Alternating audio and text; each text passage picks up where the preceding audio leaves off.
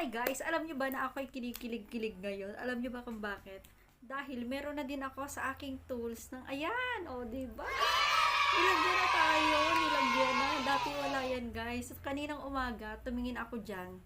So wala pa siya. So nagulat ako ngayong hapon kasi meron na siya. Alam mo guys, araw-araw ko talaga siyang tinitignan. Yun nga lang, laging wala. So okay lang sa akin, sinayaan ko. Enjoy lang ako kaka-upload ng mga TikTok ko. Pero ngayong hapon, nagulat ako. Oh my gosh, biglang kinilig-kilig ako.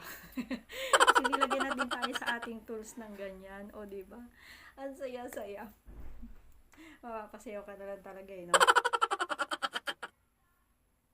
O, diba? Meron na tayo. Meron na din tayo. Yan. Konting kembot na lang. Konting kembot na lang. Konting kembot na lang. Inday. Ayan, meron ka na din. Wala, masaya lang ako. Gusto ko lang share